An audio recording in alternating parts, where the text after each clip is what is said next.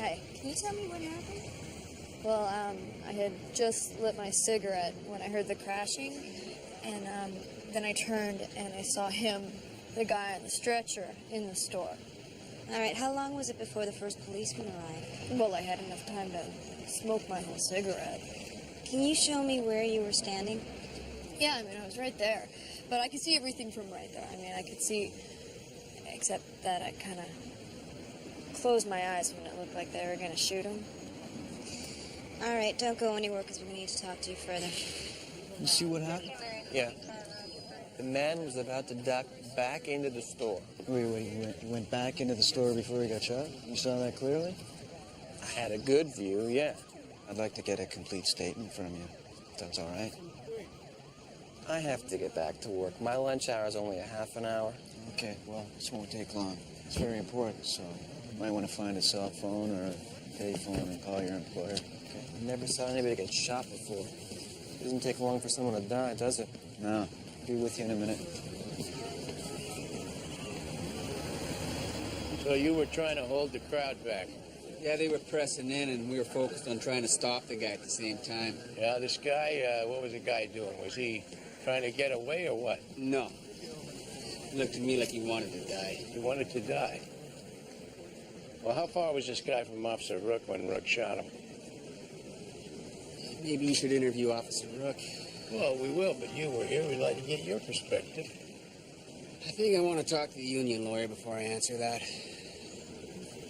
Okay, well, that's your right if that's what you want to do. That's what I want to do. I'm sorry, I'm not going to say anything else right now.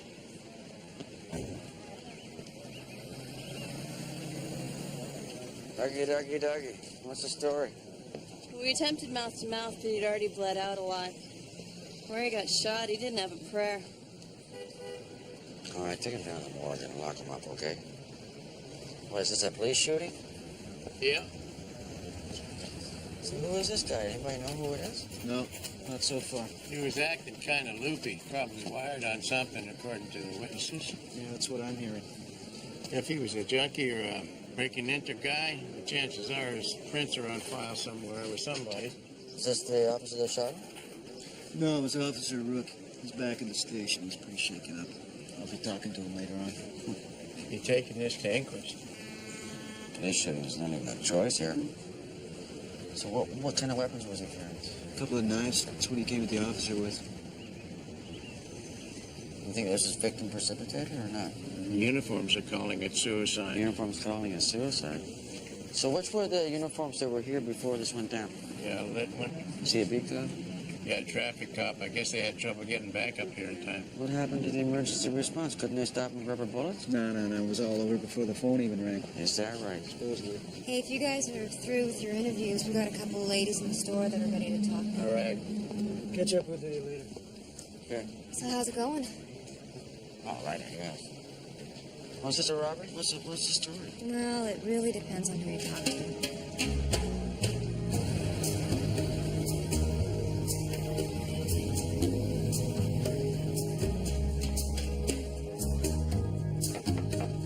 Yeah. They're ready for you down in pathology. Okay, I'll be right there. The victim's name was Simon Sloan. Simon Sloan, that's great. Any family I should be calling? Not yet. And Jimmy wants to see you before you go down. Now, see if you can locate any family, any friends you can, okay? I gotta know everything I can about this guy. Okay. He was a high school guidance counselor in Saskatchewan about 10 years ago. That's right in the file. Jimmy? This police shooting yesterday morning. I'm all over it. I'm on the way to autopsy right now. I understand the police feel that the man was exhibiting irrational behavior, that he was looking for a confrontation. Yeah, he was packing a knife, so obviously he was doing something that wasn't good. He had an assault charge on his record, acquitted by reason of insanity, spent some time in a psych ward. Oh, yeah? You see, you're way ahead of me on this, because I don't know what the history was. I don't know what the state of mind was. I don't know the medication, if there was any, because I just got the file.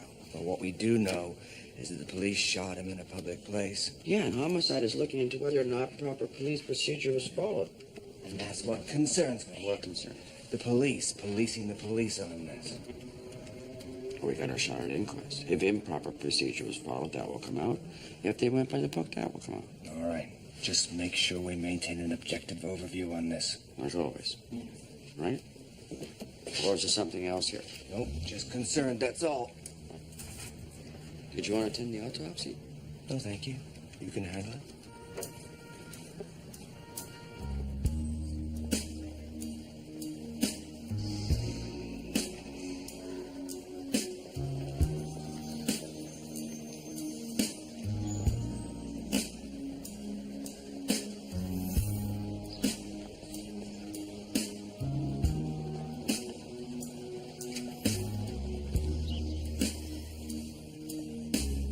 Ladies and gentlemen, you are summoned here to inquire into and determine when, where, how, and by what means the deceased Simon Sloan came to meet his death. Now, at the end of the inquest, you will be asked to classify this death, and your options will be at that time, they will be accidental, natural, homicide, suicide, or undetermined. I would like to caution you at this time to please disregard anything that you may have heard or read prior to this inquest commencing. At the end of the inquest, you will also be asked to come up with recommendations. Please base your verdict and your recommendations solely upon what you hear at this inquest. Mr. Kelly?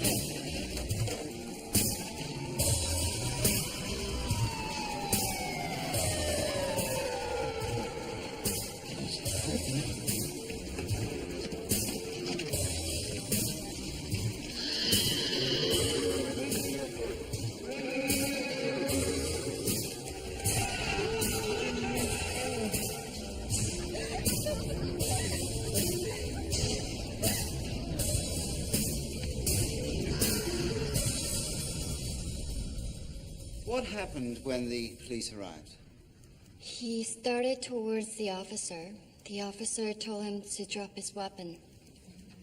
You said earlier that Mr. Sloan was carrying a knife, is that right? Yes.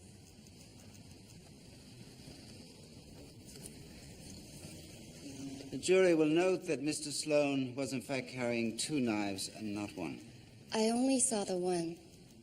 When Mr. Sloan came into your store, did he seem that he had a purpose in mind? I don't know what he wanted. Was he there to rob the store?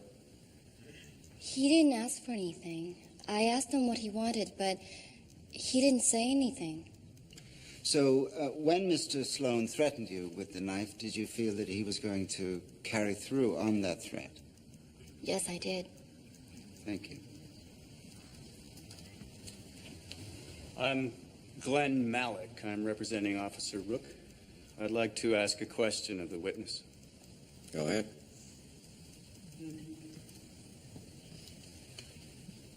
When the police arrived, did Mr. Sloan's behavior change? Yes. How did it change? Well, he turned his anger at the police. His anger. I see. Thank you very much. Okay. Thank you. Any further questions from the jury for this witness? In that case, I think we'll take a short recess. Thank you.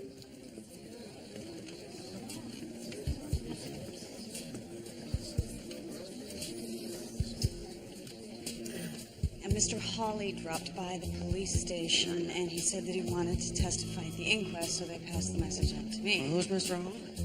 Well, I guess he used to live with the victim, Mr. Sloan. That's great. So when's he available to speak to me? I don't know. Can you go find out? Let me know. Hey, good luck. The cause of death was massive internal bleeding associated with a bullet wound to the stomach. The bullet struck him just above the belt on his left side. Was Mr. Sloan on any medication at the time of the incident? No.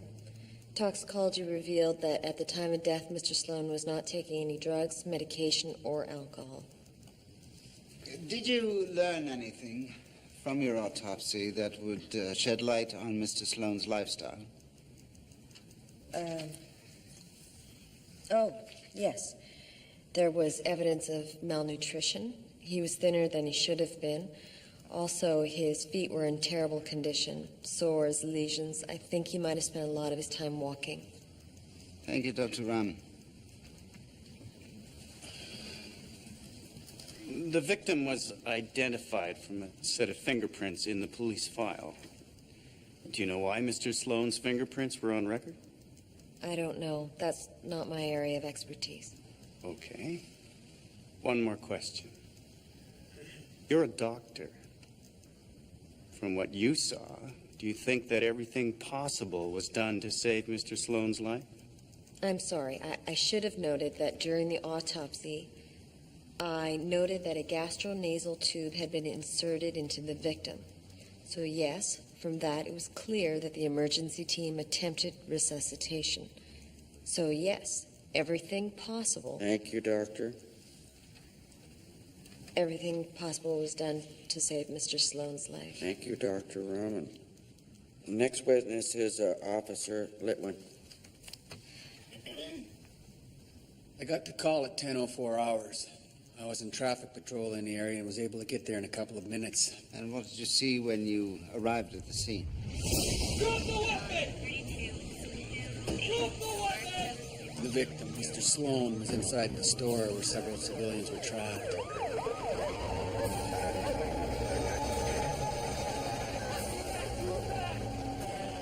I moved around to the side of the doorway. I wanted to use other force options to stop Mr. Sloan. He was goal-oriented, focused on Officer Rook. I took my pepper spray out.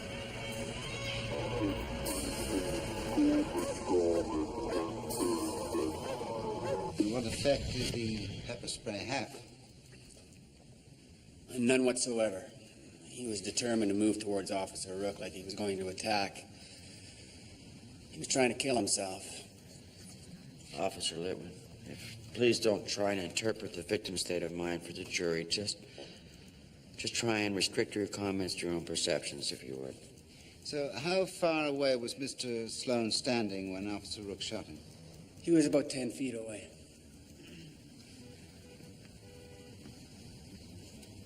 In your training as a police officer, you were taught that when someone presents deadly force, you must use deadly force to stop them.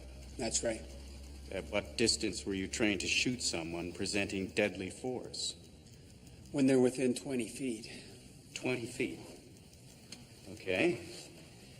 That's right about here. Okay.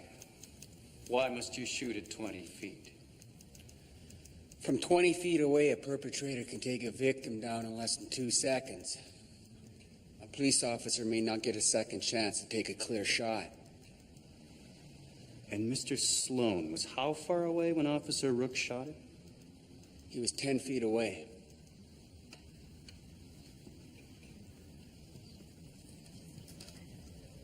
Right here? 10 feet away? Yeah. Pretty damn close.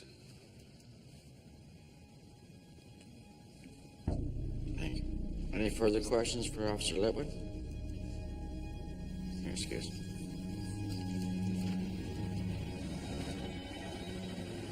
A civilian was shot by the police. Of course, we're going to hear from the police. I understand that, but I'd like to hear something other than the official police line. No. Most civilians will tell you what. The cop didn't have to shoot.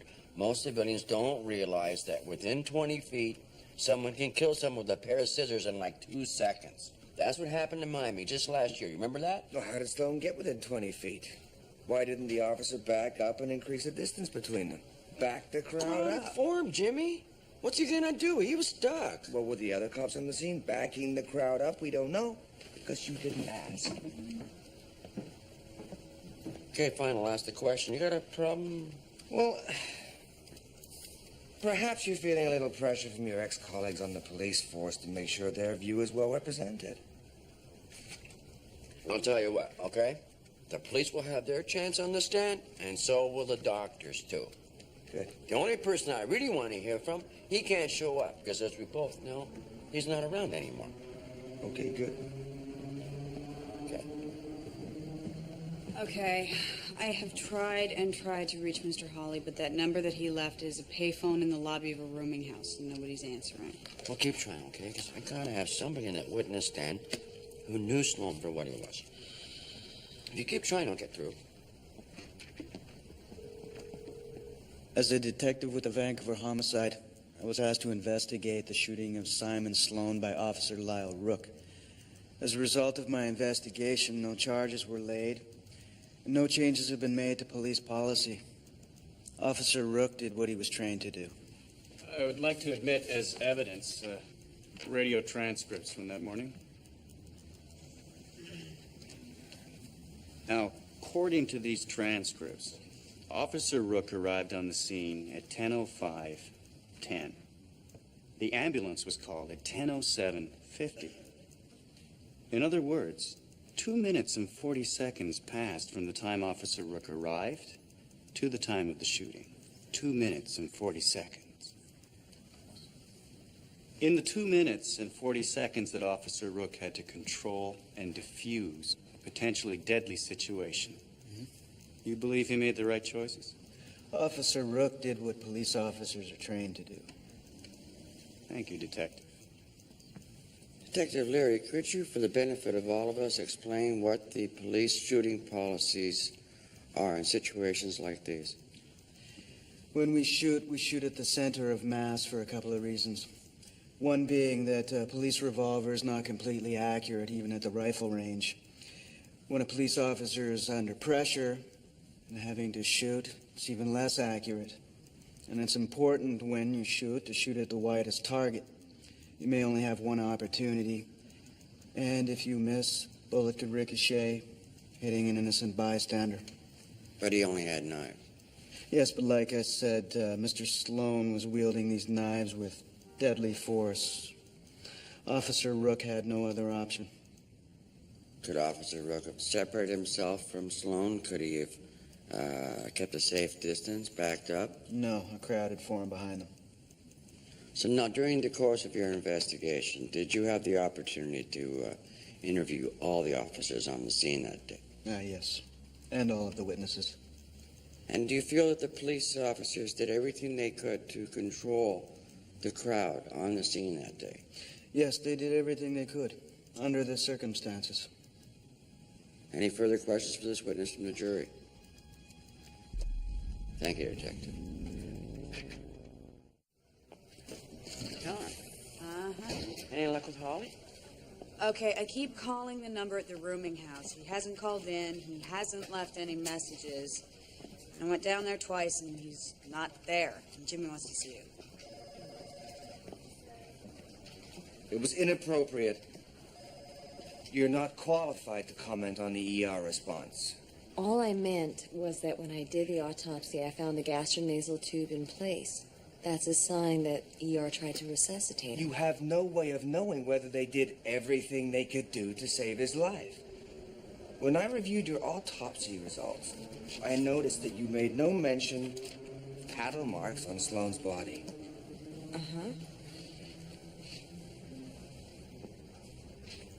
Did they use heart paddles like they were supposed to?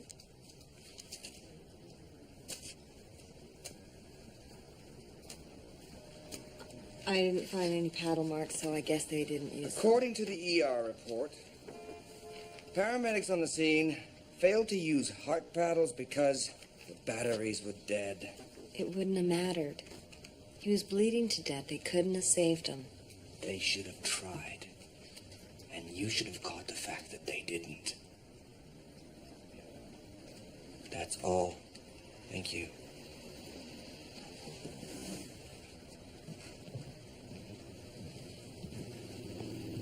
A bit rough on her, were you? She's on the stand as a professional. The word carries weight. If she makes inappropriate or premature conclusions, it might influence the jury. Besides, it's better that I take her apart than someone on the stand. Okay, point taken. I thought we were going to hear from some other witnesses on the street that day. Yeah. Well, I wanted to focus on more than just the last 3 minutes of the guy's life, so I think there's a bigger picture here, Jimmy. So let's see the bigger picture. From a point of view, it's not in law enforcement. Okay, fine.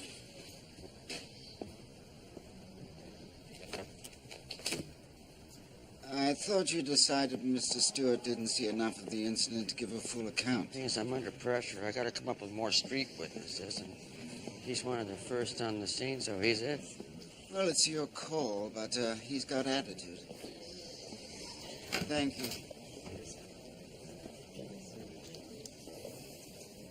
Were the police on the scene when you arrived?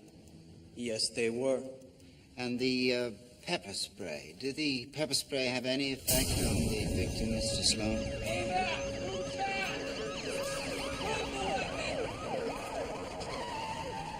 Sure. He stopped moving, went back into the store, and was wiping his eyes.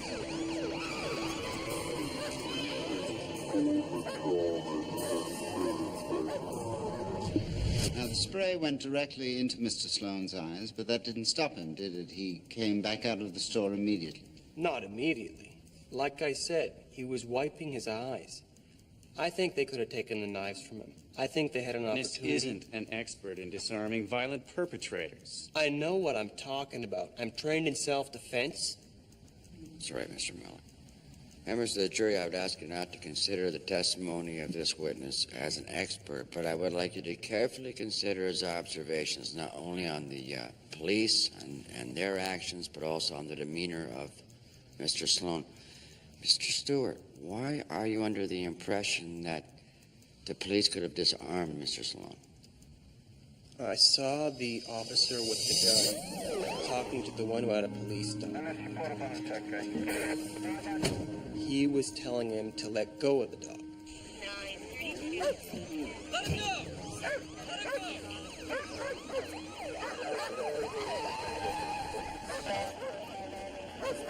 could tell he was angry that the dog guy wouldn't use the dog. Let him go! I think the dog guy was scared his dog would get killed.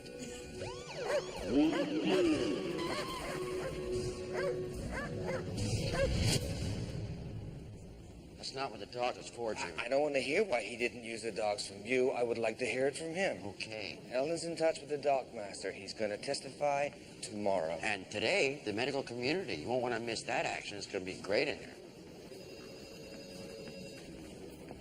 Hey, Bob. Bob, who's up for us this afternoon? Dr. Ridge, I think. Do you mind if I directed the question? Fine by me. Dr. Ridge, you are a forensic mental health psychiatrist at Riverside Facility, That's correct. and you were the doctor for Simon Sloan during the months that he spent there. Yes.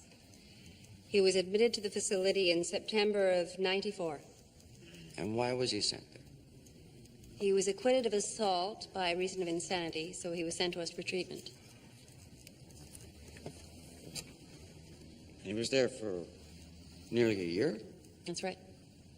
Is it common practice to release somebody back into the community that has the history of violence and mental illness such as Mr. Sloan exhibited without continuing some kind of a treatment? It is when they progress as well as Simon did. Oh.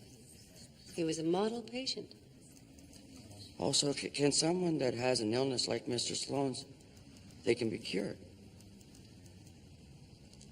An episode can be cured, but the overall condition cannot. So you can't be certain that a psychotic episode won't reoccur then?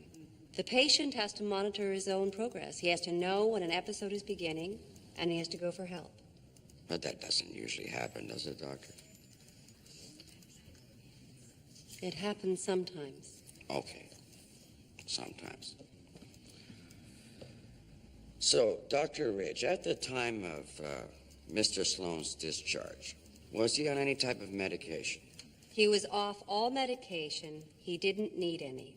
He didn't need any unless another episode? That's right. If he slid into another episode, then he would need the medication. But now, who's going to tell him that he needs the medication? Who's going to tell him? Whoever is treating him. Okay. Okay. So he does need to be under the care of a doctor. Mr. Sloan requested treatment with his GP. Dr. Thompson. I didn't know he had been at forensic. I didn't know there was a history of mental illness. Dr. Thompson, was there any hint of paranoia or delusion in your meetings with Mr. Sloan? Well, in my last meeting with him, he had me check his hearing. He said he couldn't sleep because the birds outside were flapping their wings.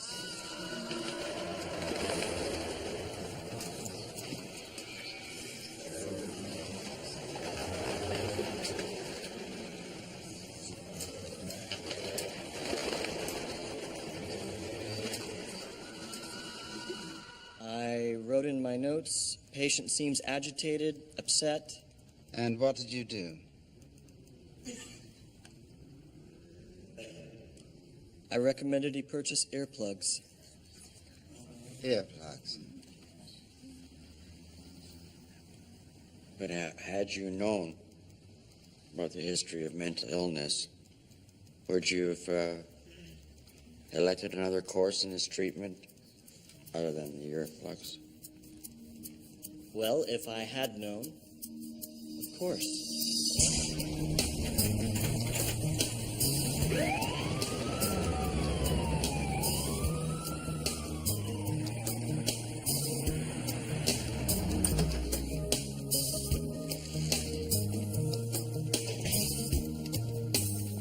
You have a visitor. I found him at the hotel.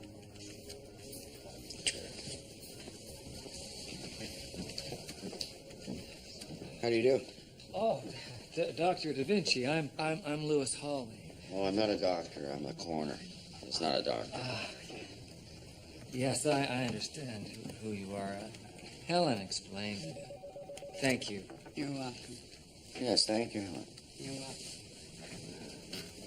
So you're happy to talk about this inquest that we're conducting, your new assignment, as I understand it. I knew Simon. How so? We were both patients at the forensic psychiatric clinic. When we were discharged, we became roommates. Where was that? Canby and Hastings. I knew of a good place. Clean windows and lots of light. That's nice.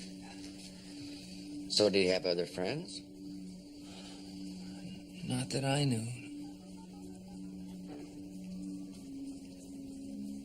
So what can you tell me about Simon? Oh, you want me to sum up a man's life over a cup of coffee? No, I know that's impossible. Even if we had infinite time, you know. That's true. No, I was just more interested in, what was its nature? When I met him, he'd already had all kinds of treatments over the years, you know, shock treatment, medication. When, at the time we moved in together, I didn't see a reason for any of it. But I didn't see him during one of his episodes until about a year later. And what was an episode like for him? Well, he used to talk about how his mind was invaded by what he called the occupying force. An occupying force? Did he explain an occupying force to you? Yes, this force consisted of ideas from outside of him that he didn't believe in, but that infected him. He said they arrived at night, that the birds brought them to his window. He knew they were out there, you know, gathering outside his window, but he couldn't stop. So this force, now, did it change his behavior? Oh, yeah, he'd wake up different. He'd be angry and belligerent. Well, next thing I know, he just moved his stuff out of the apartment. Vanished. Just like that? I see. So when was the next time you saw him? About a week before his death.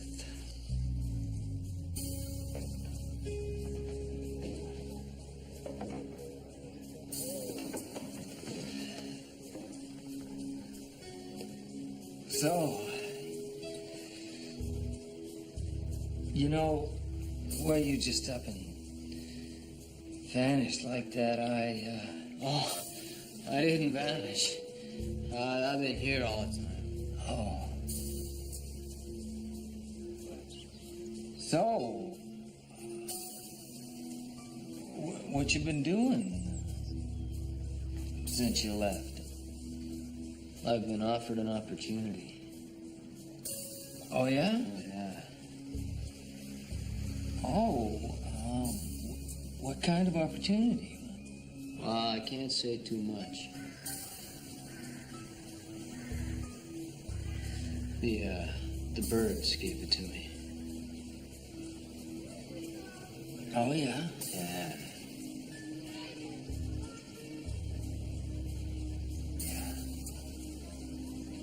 So it's, I think it's good.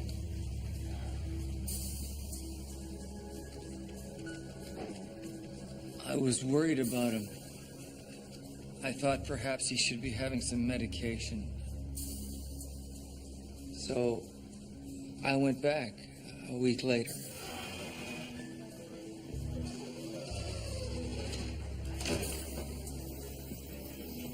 I went to talk to him, but there was this man standing at his door.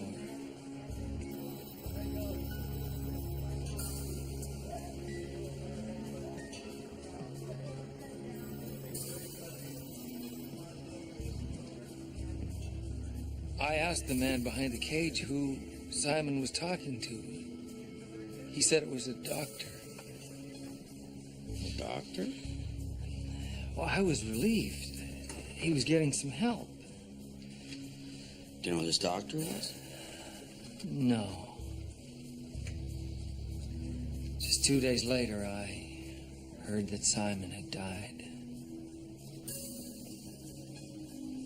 No, I'm very sorry you lost your friend. Thank you, I appreciate that. No one's fault, really. No one's and everyone's at the same time.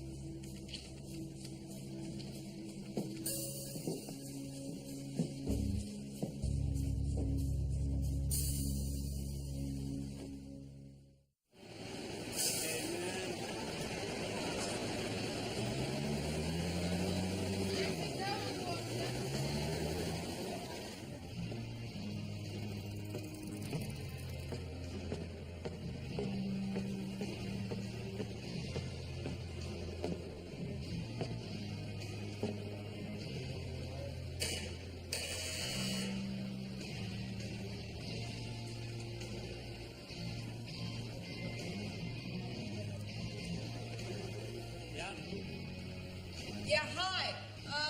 I'm with the coroner's office. Great. I wanted to ask you about a man you had living here, a Simon Sloan. I remember. He got shot by the police. Right. The guy never paid his rent.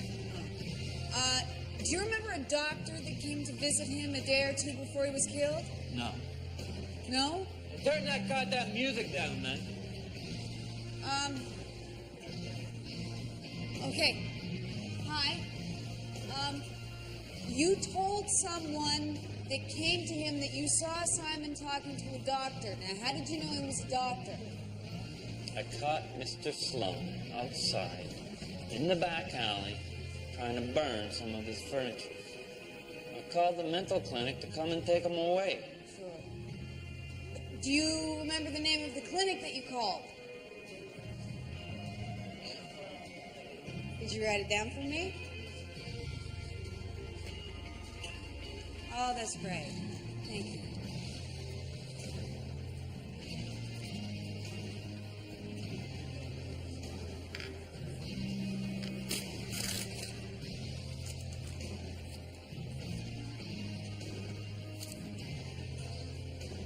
Thanks.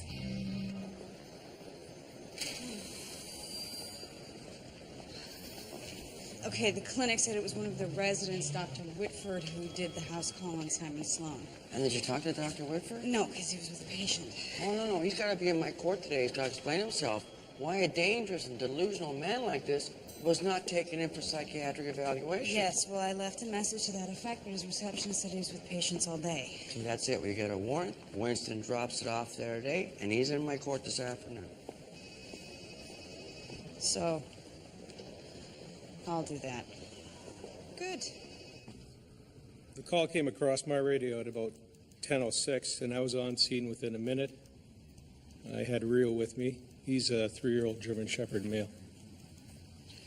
Now, you did not release the dog on the scene. Why was that?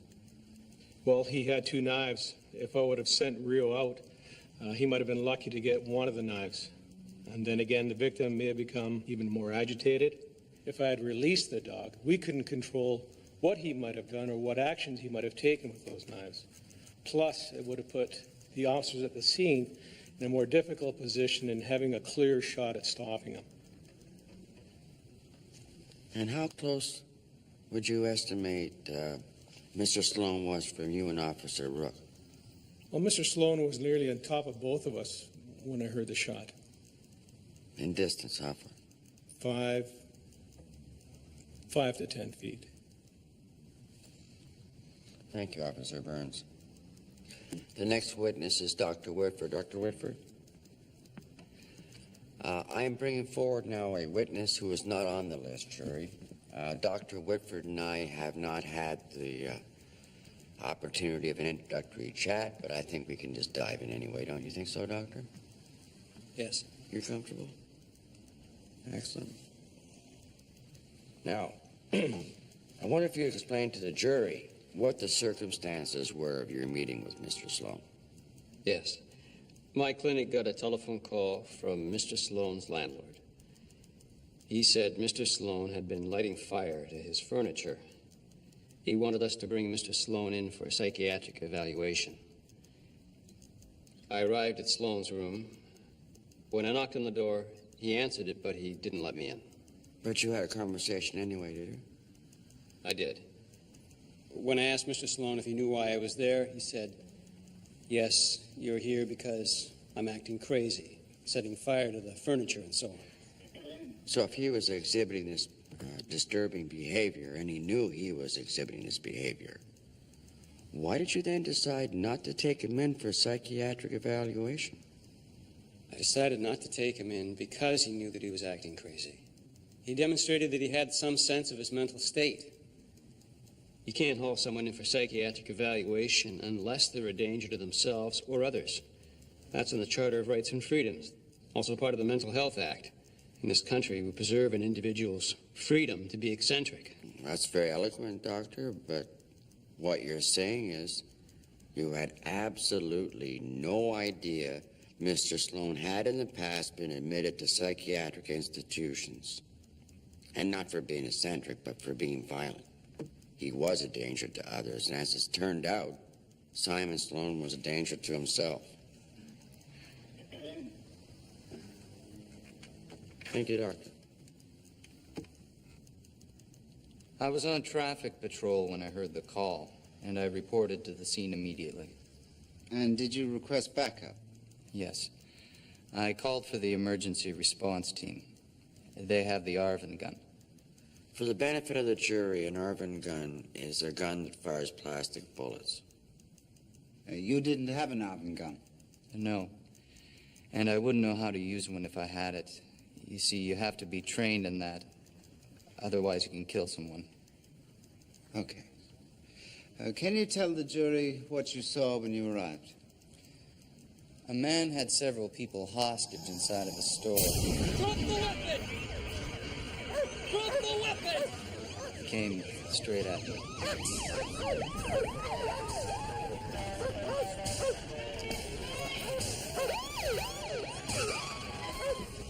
You've been hunting me for 17 years.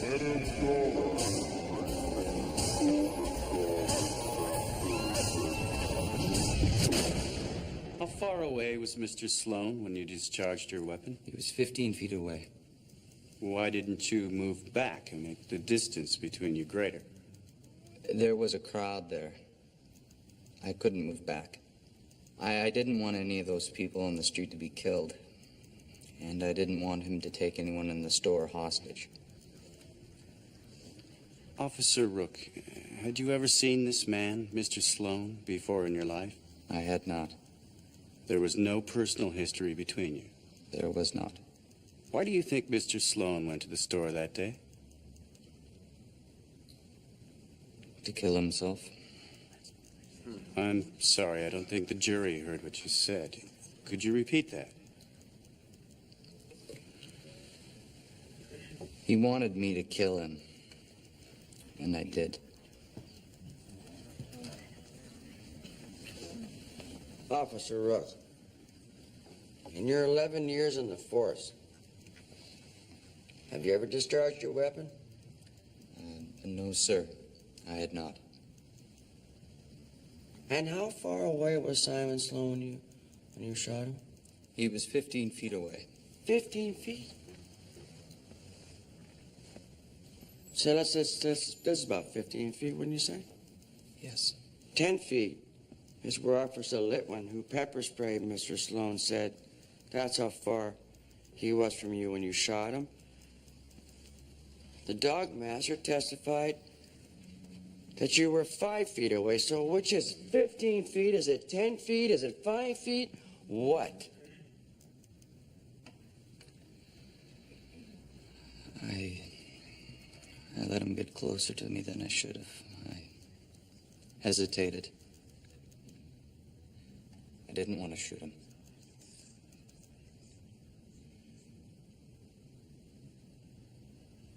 didn't.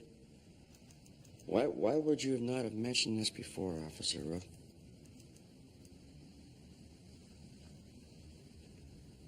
Nobody wants to work with a partner who hesitates. Thank you, officer. Any further questions for this witness from the jury? You're excused, officer. Thank you.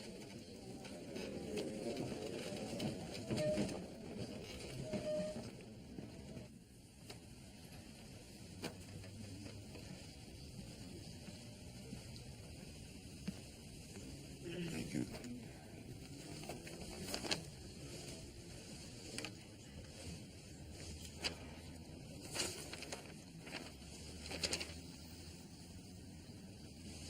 We, the jury, find the death of Simon Sloan a suicide.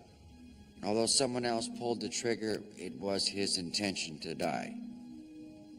In the absence of friends or family, the mental health system is the only mirror that some people have to check reality. We recommend to the Minister of Health that a system be created so that doctors can freely communicate the medical history of patients, so people like Simon Sloan receive the care and attention that is the right of every member of society. I thank you, ladies and gentlemen of the jury, for your care and attention.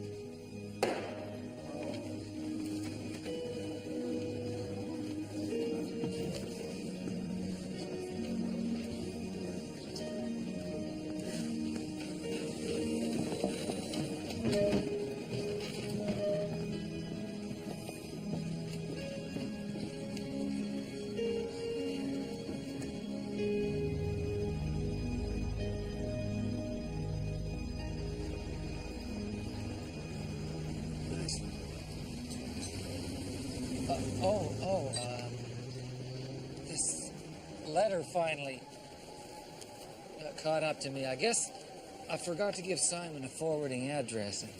When did you write this? Well, I'd like to read it to you. Dear Louis, well, that's me. I know. Dear Louis, I wanted you to know today's the day. Today's the day I'll set out to do what I've been planning for so long. There is an occupying force inside my head. The crow who lives outside my window is its messenger. At night I hear his wings and it's hard to sleep. During the day I feel his eyes on me. Sometimes I hear his call, but when I look for him, he's nowhere to be seen. Today is the day I will catch the crow that follows me.